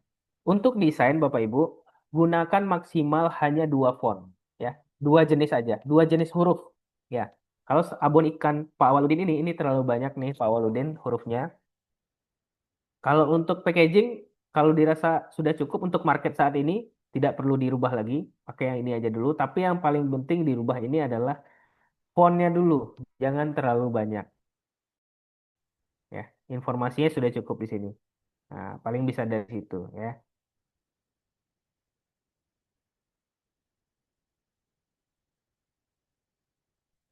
Kalau untuk logo gimana? Bagusnya nama saja, apa perlu ditambahkan gambar makanannya? Kalau untuk logo, itu kalau bisa di awal itu sederhana mungkin dan gampang terbaca. Kayak si Jinjo Bali ini dia cuma ngasih tulisan Jinjo besar gitu. Dah, selesai gitu.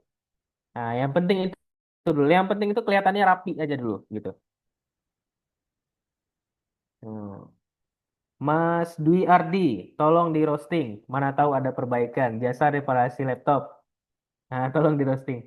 Oke, warnanya biru udah pas karena biru ini menggambarkan trust atau kepercayaan atau kredibel. Oh, ini berarti memang si dokter laptop ini memang pakarnya atau memang ahlinya gitu. Nah, kemudian di sini Bang Ardi ini menggunakan dua logo Windows ya. Nah, pakai logo Windows yang dijadikan mata di sini ya. Logo Windowsnya dijadikan mata. Nah, ini sebaiknya jangan dipakai karena nanti kalau misalnya brandnya besar, bisa jadi Windowsnya nuntut gitu. Nah, ya, disederhanakan. Ini logonya masih bisa disederhanakan. Misalnya pakai stetoskop aja, nah, pakai logo ini logo Chromium ya. Nah, ini saya tahu semua nih logonya karena saya IT juga. Ini logonya dibikin kayak manusia, kayak senyum, tapi bikin stetoskop pakai logo Chrome, pakai logo Windows. Ini logo Windowsnya perlu hati-hati aja nih, Mas Ardi gitu. Ya, perlu disederhanakan aja. Ini logo Windowsnya gampang nanti kalau bahaya nanti kalau misalnya nanti ketemu sama Windows bisa karena itu hak cipta ya, karena ini logo orang lain gitu. Nah, itu aja. Kue semprong warna coklat aja, Pak. Warna coklat atau mau ke oranye juga bisa ya. Nah, itu untuk Mas Ardi gitu. Saya ini sistem pesanan yang paling banyak laku itu pesanan lebar, stik ubi ungu, kue bawang, pek kacang, pek teri sama keripik pisang. Pilih yang paling satu yang paling dominan Bu Sumiana. Pertanyaan Bu Sumiana ini mirip sama kemarin saya ngasih pelatihan di PT KAI untuk UMKM juga. Dia punya namanya bolu pisang coklat.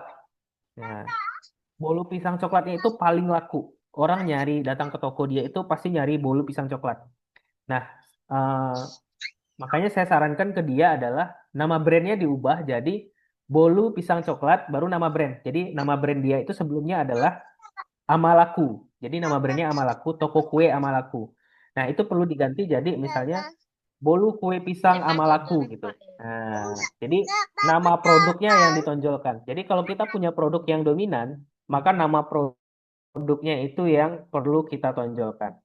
Nah, itu buat ngangkat. Sama kalau misal paling sederhana penerapannya itu kayak rumah makan Bapak Ibu ya. Misalnya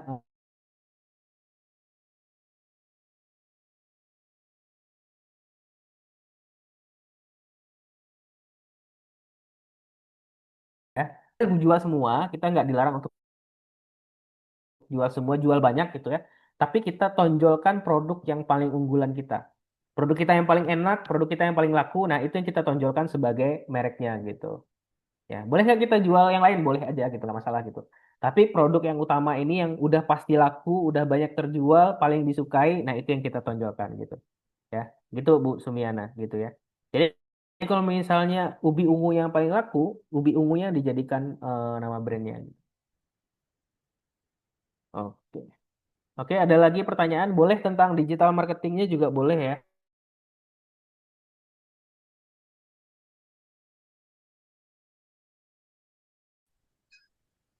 Ya. Boleh yang mau dibedah packagingnya boleh dikirim aja di kolom komen ya.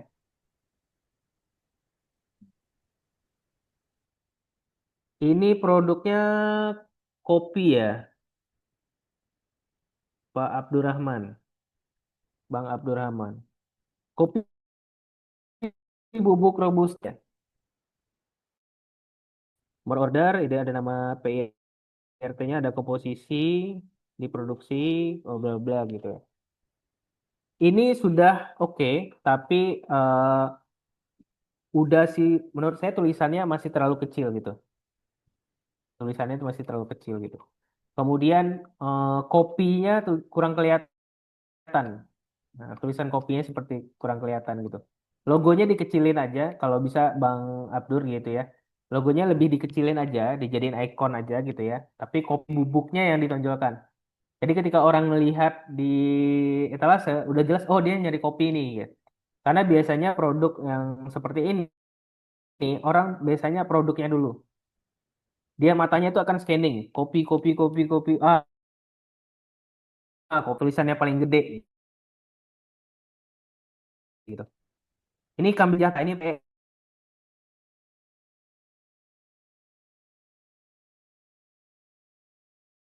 kalau logo untuk kambing sejahtera ini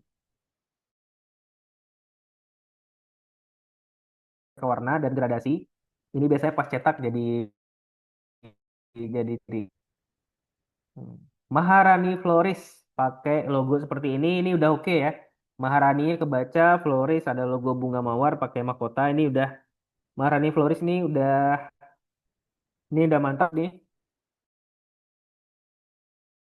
Putus nih plang mau bikin kartu nama atau bikin elemen apapun, pastikan warnanya konsisten. Pakai warna gold sama merahnya ini.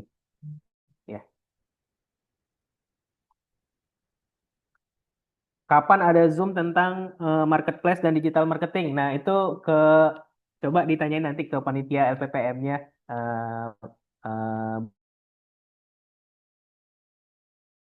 aman kalau saya mah materinya ya. Yang penting kalau diminta untuk sharing lagi aman lah. Telang biru. Nah, ini untuk desainnya sama kayak Bapak yang tadi ya. Telang biru. Ini fontnya terlalu banyak. Ini telang biru beda tulis hurufnya. Kebun ide organik beda hurufnya. Pok Darwisnya beda hurufnya gitu ya. Maksimal dalam satu desain itu hanya 2 huruf ya, 2 jenis huruf saja ya. Nah, kemudian ini huruf besar semua alamatnya ya, alamatnya huruf besar semua gitu ya. Ini itu aja yang diperbaiki. Tapi logo mataharinya ini, logo bunga mataharinya ini apa nih? Kebun ide organik ini logonya bagus. Ini udah oke ya. Tapi kalau posternya perlu diperbaiki lagi. Itu warnanya juga terlalu banyak, ada warna hijau, ada kuning, ada ungu gitu ya.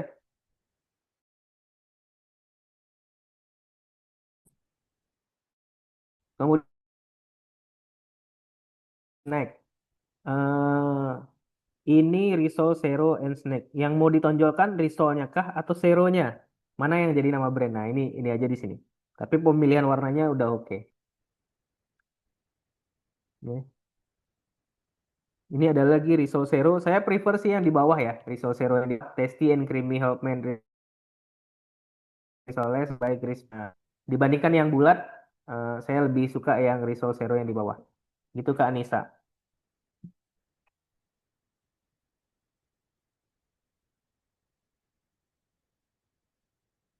Oke, zeronya nama brand ya. Kalau zeronya nama brand, zeronya dibesarin aja Kak. Zeronya dibesarin, kemudian risolnya kecil di bawah zero gitu. Zero, risol tasty bla bla bla gitu. Tapi yang risol zero ini udah keren sih.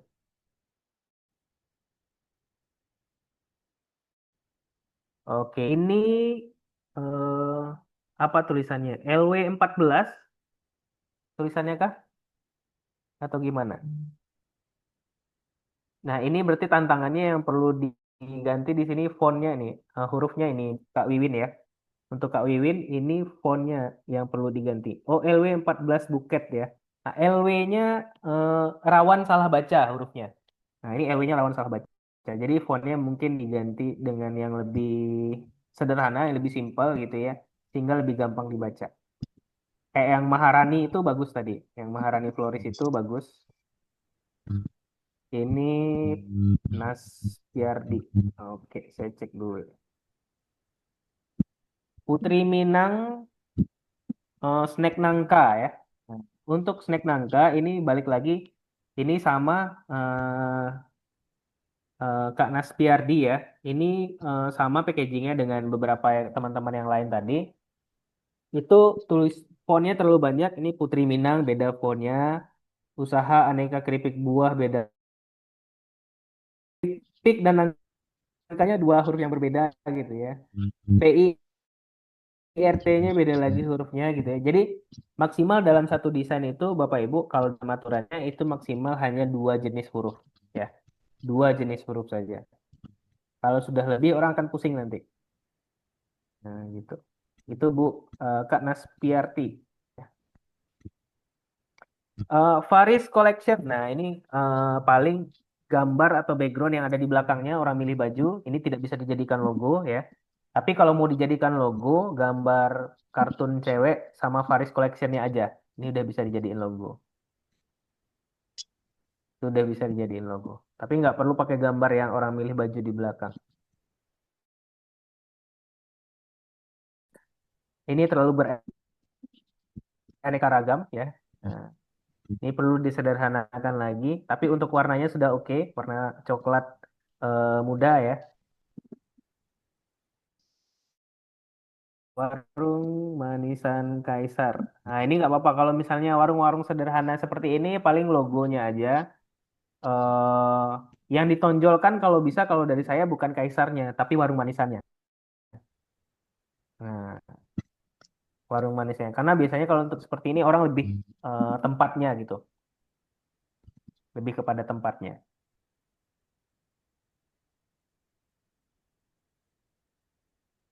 Oke, Bapak Ibu, ada lagi yang mau dibedah brandnya?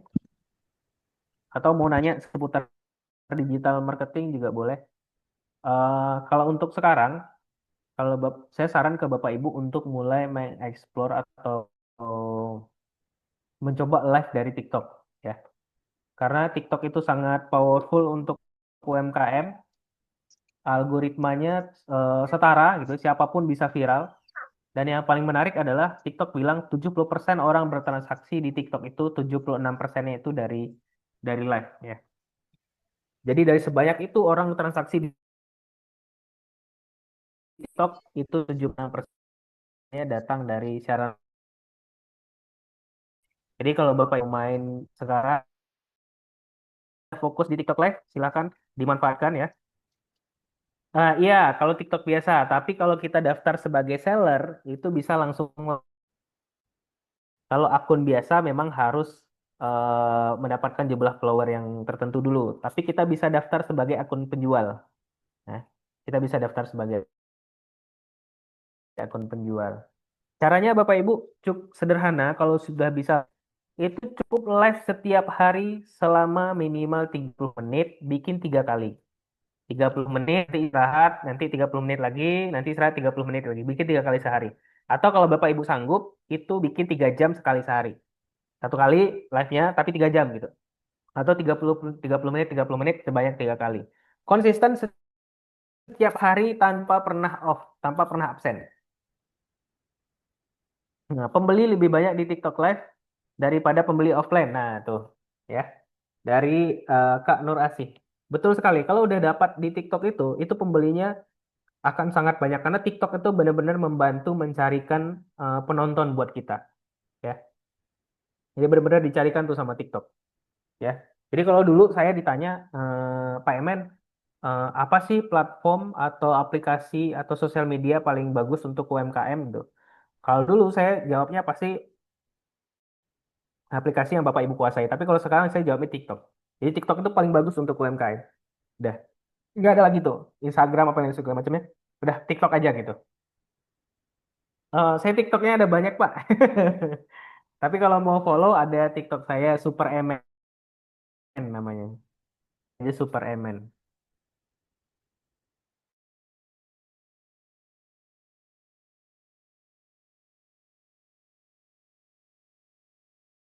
Nah, silakan tuh Kak Nurasi kalau pembeli untuk renovasi tempatnya ya. Nah, bikin studionya jadi lebih bagus, tempat live-nya lebih proper gitu ya.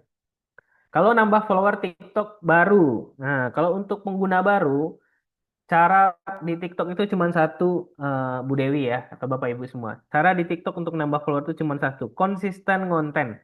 Apapun, jadiin aja video, ceritain aja apapun. Ibu lagi masak, ibu lagi produksi, ibu lagi belanja bahan gitu ya. Bikin aja jadi video rekam selama 1 menit, ceritain lagi ngapain, terus bikin produknya apa, keunggulan produknya apa gitu ya. Nggak perlu edit-edit yang gimana-gimana gitu. Yang penting pede aja depan kamera mau ngomong. Dah, itu aja modalnya. Konsisten bikin konten setiap hari. Nggak ada cara lain. Konsisten bikin konten setiap hari. Itu aja. Lakukan minimal biasanya kalau dari yang sudah saya eksperimen, itu biasanya hasilnya mulai kelihatan di hari ke-60 atau 90 hari. Ya. Jadi 60 atau 90 hari itu biasanya kelihatan hasilnya dari konsisten konten. Gitu sih kurang lebih. Oke, Bapak Ibu, ada yang mau ditanyakan lagi?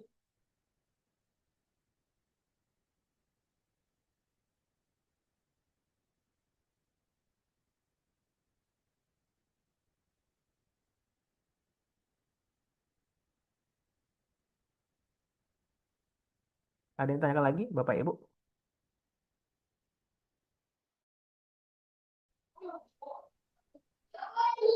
Kan kalau ada yang mau ditanyakan. Ah, iya, MN Looker Studio Expert. Ya, betul. Itu kalau di Instagram dan di TikTok ya. Iya, saya juga ada akun affiliate juga ada ya.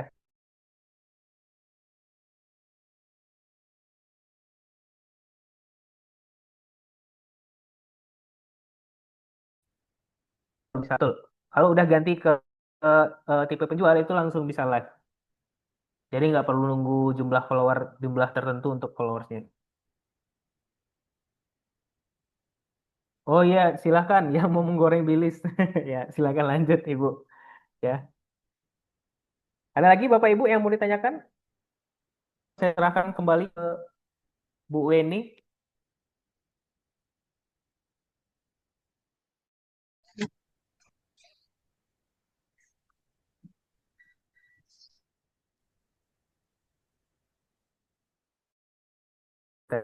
Tanyakan.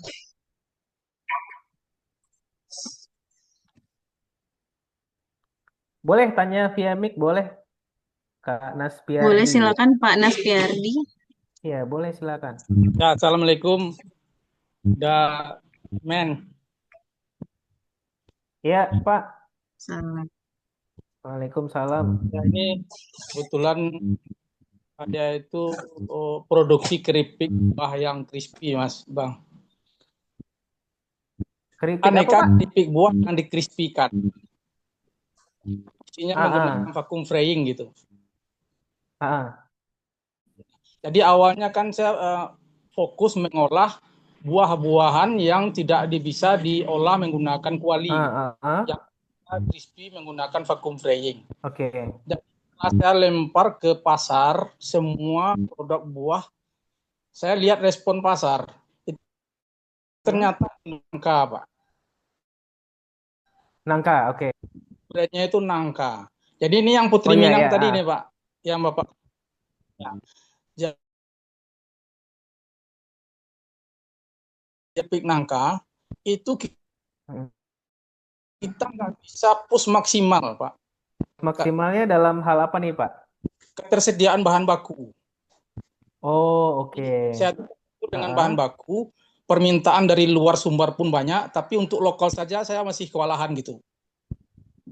Jadi beberapa bulan yang lalu saya ketemu sama teman yang dari Lampung, dia ngajak, coba Mas, produksi pisang katanya. Karena saya dari ultimatum pisang, karena menurut saya pisang itu nggak usah saya ikut campur. Karena lagi biasa bisa gitu. Iya. Cuma saya udah mentok dengan nangka ini, apapun produk jenis usaha saya itu udah mentok karena dia musiman. Iya. Sekarang saya ngelirik ke pisang karena teman saya yang di Lampung itu pisangnya sudah sampai ekspor, Mas. Jadi, saya tertarik juga akhirnya. Akhirnya saya coba kunjungan ke tempat teman itu, saya tanya pisangnya apa, terus saya survei di kampung di Padang, apakah tersedia, ternyata melimpah juga. Oh iya, terus? Akhirnya saya niat untuk produksi itu dengan asumsi ekspor. Dengan asumsi ekspor, oke. Jadi ini saya pernah punya pengalaman dengan nangka. Itu dulu nangka awalnya ke packaging saya itu aluminium foil yang full. Iya. Terus, Pak? Cuma yang ditempelin dengan stiker gitu. Iya, Jadi setelah saya lempar seminggu, saya survei ke lapangan, ternyata dari pihak toko mengatakan konsumen itu banyak yang ragu. Karena mereka menganggap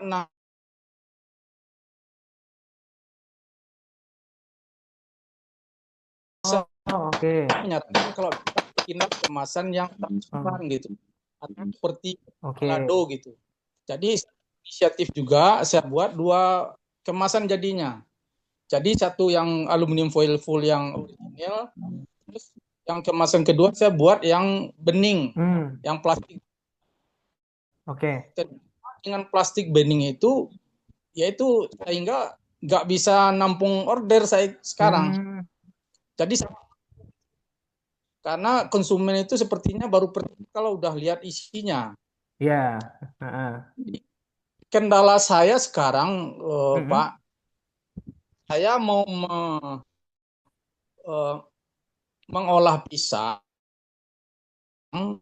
dengan mungkin saya ngekspornya yang plastik.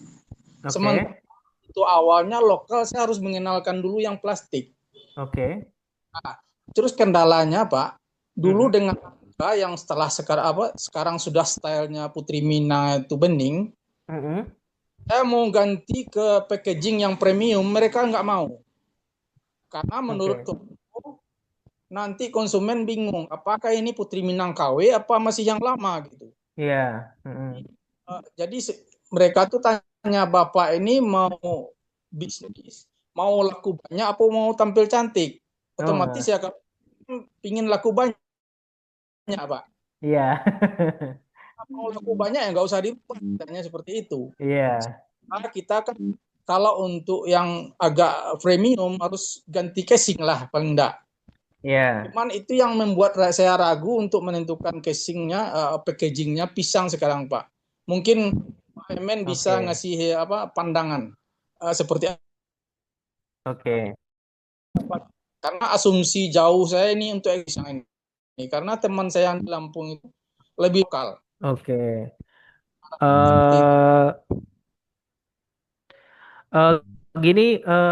Gini Pak Naspiardi. Kalau untuk pisang, Bapak jualnya di tempat yang sama atau gimana? Harus jual di tempat yang sama. Selama ini saya cuma produksi dan titip di toko-toko oleh-oleh gitu. Kalau misalnya Pak Naspiardi masih jual untuk tempat, jadi Pak strateginya, jadinya Pak Naspiardi harus bikin dua packaging jadinya untuk ekspor sama untuk di lokal, karena sudah dua market yang berbeda. Kemudian secara Betul. standar kan untuk ekspor juga nggak bisa pakai yang bening kan. Ya, betul. Jadi mau tidak mau Pak Naspiardi harus mempersiapkan packaging yang untuk ekspornya gitu. Jadi pakai dua ini untuk dua market yang berbeda gitu. Marketnya tidak akan bingung karena yang market yang di lokal berarti kan masih menengah ke bawah, yang bagi dia yang penting produknya nampak gitu ya.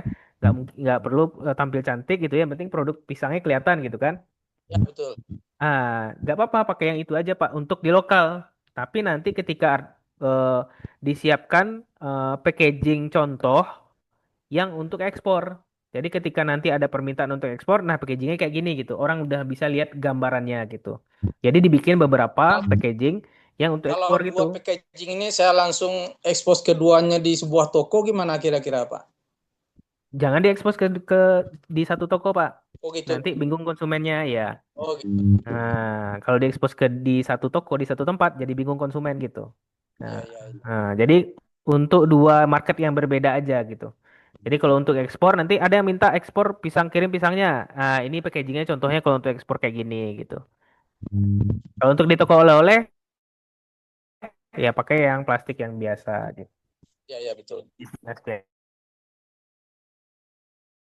Ya, terima kasih Pak Emen. Oke, siap Pak. Sama-sama ya. Silahkan Pak Ali Akbar. Ya, Pak Memen, Ya. salam kenal. Ya, salam kenal Pak. Saya Ali Akbar, eh, mewakili daripada Kebun Ide Organik, Ya. itu asal dari Kecamatan Sungai Limau, Kabupaten Padang Pariaman. Kami ada produknya namanya teh herbal bunga telang, kemudian ada juga apa rosella, dan ada Ah, juga apa macam-macam yang lainnya, ya, khususnya minuman. Nah, bawang dayak juga ada, teh herbal bawang dayak juga ada. Hanya saja itu kan masing-masing ya Pak ya, labelingnya betul. ya. Apa untuk apa logonya kan satu Kebun Ida Organik. Nah, jadi intinya Kebun Ida Organik ini menghasilkan produk beberapa macam produk. Betul. Ya. Nah, untuk ke depan, jadi selain ini pemasaran, kami mohon bimbingannya, arahan dan petunjuknya Pak Memen tentang legalitas daripada kebun ide organiknya apa bagusnya gitu loh Pak Memen.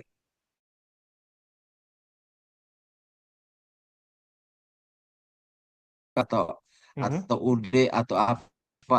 Ini nih yang kami belum bisa menentukan apa namanya kelembagaannya, lembaga daripada usaha kami untuk berikutnya. Kami baru bergerak sekitar habis COVID lah kami Kalau bergerak sekarang bentuknya apa Pak? 2020. Sekarang bentuknya bunga telang yang dikeringkan Oh, dan enggak. juga yang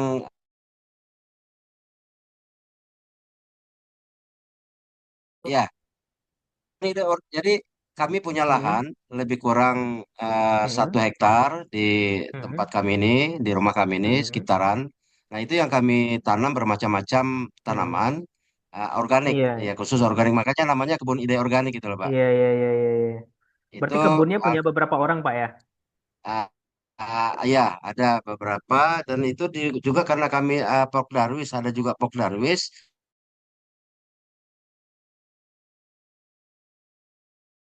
halaman pokok anggota Pok Darwis yang ada di desa kami gitu loh Pak. Kegiatannya kami ada Pok Darwis juga. Jadi kebun ide organik ini memang milik Oke. pribadi gitu Kebun kan. ide organik Di luas milik lahan pribadi 1 hektar. Pak. Oh, Iya, milik milik Bapak pribadi betul. berarti. Iya. Oh, gini aja Pak, kalau memang kebun ide organik itu milik Hmm. Bapak, Hmm. caranya paling bagus adalah yang punya kebun itu dijadikan mitra Pak. Yang punya Bapak bisa dijadikan CV atau PT, yang punya kebun tempat Bapak ngambil bahan baku itu dijadikan mitra. Nah, terserah mereka mau bikin jadi kelompok, mau jadi komunitas boleh, tapi dijadikan mitra. Gitu. Jadi jatuhnya dua perusahaan yang berbeda, dua entitas yang berbeda jatuhnya gitu. Nah, idealnya bagusnya seperti itu, karena kebunnya kan nggak Oh, milik satu orang tuh. Nah, miliknya beberapa orang kan. kebunnya satu orang, Kebunnya Bapak sendiri yang milik punya. milik milik keluarga. Jadi ini ada foundernya kebetulan lagi ada Hmm. kegiatan pula. Foundernya itu nama kebun ide organik itu foundernya adalah Ide Dewi Oh, namanya. oke. Jadi kami partner lah gitu kan. Jadi maksud saya pertanyaannya adalah nama kebun ide organik ini untuk dilembagakan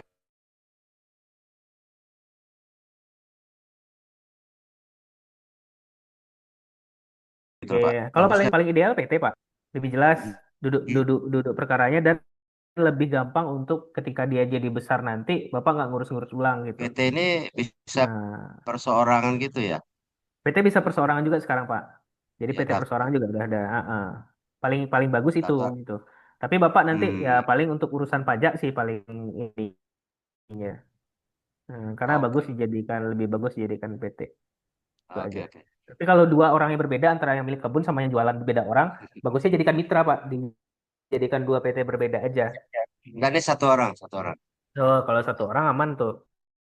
Jadikan PT aja, Pak. Oke, oke, siap, siap. Terima kasih, Oke. Pak Wemen. Oke, Siap. siap, Pak. Sama-sama. Baik Bapak Ibu, apakah masih ada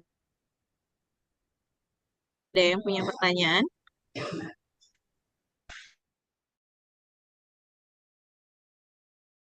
Kita punya waktu 10 menit 10 lagi. menit lah masih ada yang bertanya, Bapak Ibu, silakan.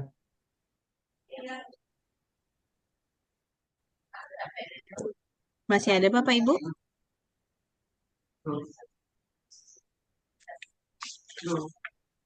Ini mungkin udah masuk jam jemput anak sekolah kali ya, Bu ya. Iya, betul. Closing statement. Gimana Pak Irfan, masih ada yang mau ditambahkan materinya? Atau Closing kita statement aja. sudahi? Closing statement aja Ya, ya, boleh. terakhir. Oke. Kalau dari saya, paling kalau untuk kemasan, pertama kalau dari segi, kalau kita masih UMKM, baik lagi kemasannya, upgrade-nya bertahap. Pertimbangkan yang pertama fungsi dan biaya dulu. Kemudian kalau sudah ada logo dan warna, itu dipakai secara konsisten. Itu aja dulu. Nanti secara bertahap, kalau sudah ada pendapatan, sudah ada omset yang lebih bagus gitu ya, perlahan diinvestasikan untuk mengupgrade, menambah packaging tadi. Misalnya kayak Pak Naspiardi tadi ke packagingnya masih plastik gitu ya. Ternyata dia merambah ke luar kota gitu. Dia ada pengiriman ke luar kota, jualan ke seluruh Indonesia gitu ya. Butuh upgrade packaging, baru di upgrade gitu. Jadi upgrade-nya atau peningkatannya itu dilakukan secara bertahap dan sesuai kebutuhan dulu gitu. Karena mengingat kita sebagai UMKM resource-nya yang terbatas tadi, yang paling penting itu adalah konsistensi aja. Jadi misalnya kalau pakai logo, pakai satu warna, pakai di semuanya. Pakai di tasnya ada gitu ya. Di pelang namanya ada gitu ya, di sosmednya ada, di packagingnya ada gitu. Nah, kemudian yang di UMKM juga dari yang kasus yang kita udah bedah tadi, masih banyak yang memakai fontnya itu banyak jenisnya ya. Kalau bisa dalam satu desain itu maksimal dua jenis huruf aja gitu. Nah, kalau dari saya itu aja. Saya kasih nomor handphone di sini kali ya. Boleh nanti IG saya ada di eh, ini IG saya ada ya, Super MN ya. TikTok saya juga sama. Terus WhatsApp saya kalau misalnya ada nanti mau nanya-nanya gitu ya, boleh di sini 081945 140191. Nah, ada di situ. Jadi sekian itu tips dari saya, ilmu dari saya. Nanti kalau ada yang misalnya mau nanya-nanya lagi juga boleh. Kalau misalnya mau ngerapiin bisnisnya pakai bisnis model Canvas, saya ada panduan pertanyaannya nanti untuk mengisinya. Ya, nanti boleh ditanyain aja. Oke, sekian dari saya, Bu Weni. Saya kembalikan ke Bu Weni sebagai moderator. Saya tutup dengan wabillahi taufiq wal hidayah. Assalamualaikum warahmatullahi wabarakatuh. Waalaikumsalam. warahmatullahi wabarakatuh. Baiklah Bapak Ibu, terima kasih kita ucapkan kepada Pak Irfan yang sudah membagi ilmunya kepada kita semua pada hari ini. Semoga bermanfaat untuk kita semua. Amin. Amin. Baiklah, karena kita sudah di penghujung acara, terima kasih saya ucapkan kepada Bapak Ibu semua atas semangat dan partisipasinya pada hari ini. Semoga Bapak Ibu sukses selalu. Mohon maaf bila ada kesalahan. Saya akhiri dengan wabillahi taufiq wal hidayah. Assalamualaikum warahmatullahi wabarakatuh. Warahmatullahi wabarakatuh. Waalaikumsalam warahmatullahi wabarakatuh. Terima kasih. Sama-sama Ibu, terima kasih atas waktunya. Bismillah.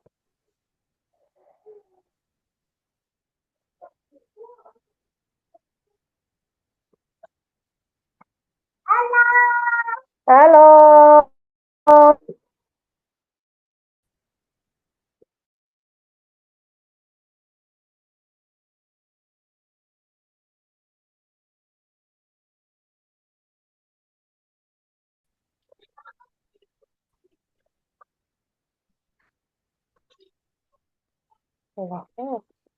Luar nih apa nih?